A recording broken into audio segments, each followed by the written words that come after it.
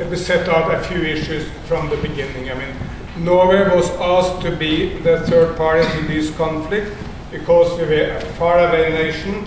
Norway has some reputation from conflict resolution in the Middle East and Guatemala and a few other places.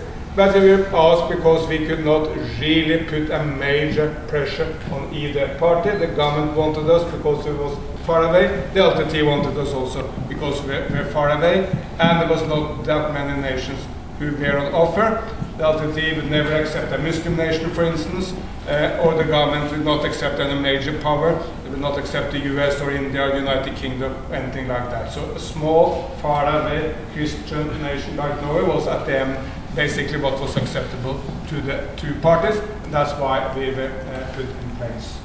We were, however, of course, all the way relating to the international community, putting messages back and forth between the international community and the parties, and trying to use bigger players than ourselves, like India, the US and others, to put pressure on the parties, since we could not really do that. From day one, we also took the India first policy, understanding that the destiny, and to me this is very clear, I know you may have different views, but to me the destiny of Sri Lanka is with India. It's not with China, not with the US, not with Europe, with no one else. The destiny of Sri Lanka is with India. Just take a look at the map. Sri Lanka has just one neighbor. That neighbor is very big, and all the cultures, the food, the languages, the religions of Sri Lanka is integrated with India. In peaceful times, you can take your girlfriend by boat from Jaffna, watch a movie in Chennai, or at least in Tamil Nadu, and go back in the same night. So India is by far the most important. And by the way, no global power would really sacrifice its relationship to India for the sake of Sri Lanka. The United States will never do anything in Sri Lanka which is considered completely contrary to Indian interest, simply because India is much more important to the US than Sri Lanka. So we spoke to the Indians, gave them all the information they were eager to know, though they didn't want to speak directly to Balasingham or Prabhakaran. They were very eager to have our views on what happened in the LTT, and the same with the US. I think a very clear value of this book is, of course, with our deliberations with the LTT, because the government of Sri Lanka was basically accessible to everyone. I mean, the EU, US, everyone had relationship to the government of Sri Lanka, so many can cover that. We were, in a way, the only group or the only nation with great access to the LTT leadership. For sure, I've spoken more to Prabhakaran than any non-Tamil on the planet. That, unfortunately, doesn't say too much, because we should have spoken a lot more to Prabhakaran. It was a big mistake to me of the government of Sri Lanka to try to reduce the access to the LTT leadership, saying that only if Prabhakaran behaved very well, then the international community should go and see him. We should have done exactly the opposite. Should have been a lot more contact. The more international dignitaries, the more ministers and leaders from other nations have gone and spoken to Prabhakaran, the better the outcome of this process would have been. So that was a big mistake, and we should have spoken more rather than less. The LTT should not have been prescribed, should have been opened access, and that may have made for a different outcome of the process. But still within this, we were the people relating to the LTT, and we had Mr. Balasingham as the great kind of, put it that way, the great interpreter of what happened in the LTT. He was of enormous value to us because he never lied. I tell you how that happened. I mean, if there was someone killed by the LTT, if I asked Balasingham what happened, he would tell me the LTT killed that person for this or that reason.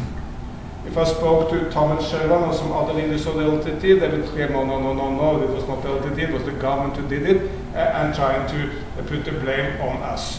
Of course, on the government side, it was exactly the same. If someone was killed by some government or Tamil paramilitary groups under the control of the government, they would claim that that would happen by the LTT. Balasingham was unique in that sense. He would always do straight talking. true, he would not admit this in the media, but to us he would never ever tell a lie, and that gave us unique insight into the thinking of the LTT leadership, and that's also reflected in this book, and I think it gives it, the book particular value. Prabhakaran, obviously, for many years was a brilliant leader of the LTT from a military point of view. What was achieved from a military point of view was unique, also, which is not well understood by many. LTT embarked upon this peace process at the peak of its power. In Colombo, most people had the opposite view, that LTT was forced to the peace process and embarked upon it because it was so weak. Exactly the contrary was the case. Never ever was the LTT as strong as in 2000-2001. That's when it has been very close to overrunning the entire Jaffna Peninsula, when we were to work with the Indians to save the Sri Lankan armed forces which were there. We were working with the Indians to how they could be brought out, because many people thought LTT would overrun the entire place. This was also just after the attack on the Bandaranaike airport, which destroyed a huge number of aircraft, but also destroyed at the time the Sri Lankan economy. That was the one and only year with Sri Lanka had negative economic growth. It lost money and assets in the year of 2001 because of this airport attack, which of course put a full stop to investment and everything. So LTT embarked upon the peace process at the time of its strength. But I have to say, Prabhakaran was a very isolated person. I don't think, except for Balasingham, that many people would embark upon and would meet him and tell him the truth. People would tell him what they thought he wanted to hear, and from that you make many wrong decisions. And the last part of the story of the LTT is full of these kind of wrong decisions, believing that every issue has a military rather than a political answer, and at the end refusing to find a settlement which could have saved and spared the lives of tens of thousands of Tamil civilians. To cut the story short, I think there were two main problems throughout the peace process. One is well covered by Mark, the lack of ability by the SLFP and the UMP to work together, the lack of vision of the Sinhala leadership to come together behind an offer to the Tamils to resolve the issues, the lack of ability of the President and the Prime Minister when they came from different parties to work together. That was the one big difficulty. It could not be resolved by us because it was not the role of Norway to do it. We encouraged India and others to try to put pressure on the two parties to work together. But that was very difficult as long as they couldn't do that. The other difficulty was the isolation of Prabhakaran, his tendency to believe that any issue had a military rather than a political answer, his overconfidence in violence, that if there was a problem somewhere, you can bump off someone, and that will resolve the problem. And that, of course, gradually brought more and more isolation. You pointed to the killing of Lakshman Kadagamar. I told Prabhakaran repeatedly that, please, my friend, if you don't stop the killings of Sri Lankan government leaders, you will be proscribed. There's nothing I can do to stop that, because that is the view of the European Union. It will happen.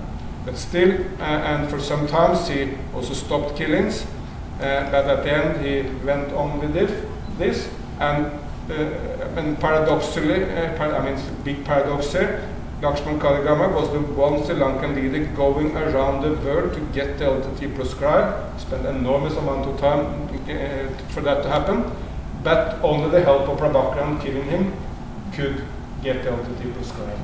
Before that, still the attitude of most European Union nations was that we will not want to prescribe the LTT, we need to keep lines open. I still recall the last day when Jan Eliasson, the then Foreign Minister of Sweden, is now the Deputy Secretary General of the UN in New York. He told me that he called me and said, Erik, I'm in the Council of the European Union, and I'm alone. No other nation but Sweden are now against prescribing the LTT because of the killing of Kadagamar and other acts, and I can't stop it. I can't stop it. I know. So it happened.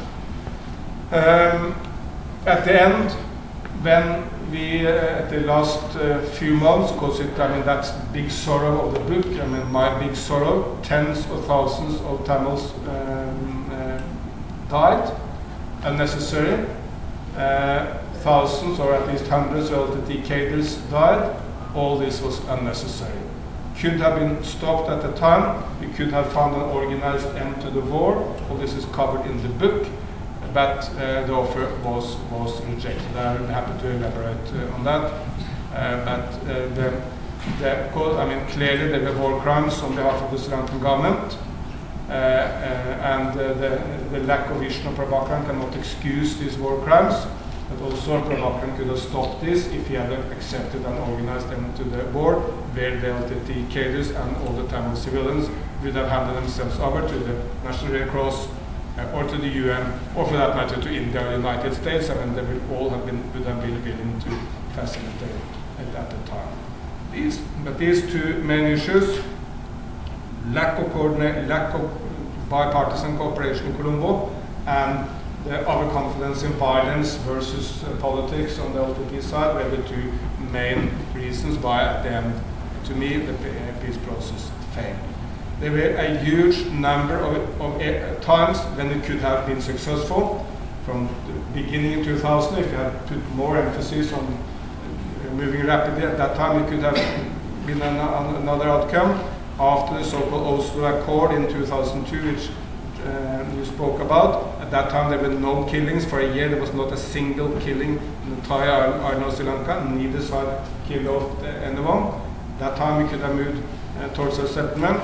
The tsunami provided a new opportunity. There was a huge outpouring of national sentiments and the ability to work together after the tsunami was big. At that time the Sri Lankan government scuttled the possibility with dragging its feet. So outcome could have been different, and of course at the end Prabhakaran got Mahinda Rajapaksa elected, because if the Tamils had not been told to boycott the presidential election in 2005, Ranil Wickremesinghe would for sure have been elected president at that time.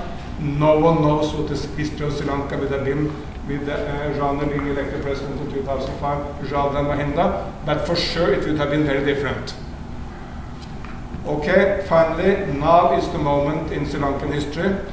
If we cannot find solutions now, it will be impossible. This is really the moment. There is a new, decent president, decent prime minister. There is no one calling for violence. There's a process between the TNA with a strong mandate from the Sri Lankan Tamils, and there is a willing of the Sri Lankan Tamil diaspora to come back, to invest, to try to use its enormous capacities of the diaspora to assist Sri Lanka. So this is really the moment to find a lasting settlement of the Tamil national issue in Sri Lanka, to provide for prosperity and economic growth, and to provide for reconciliation and some accountability for what happened during the war. All this should happen, and we should start and assist Sri Lanka to do that now. Okay, thank you, Erik.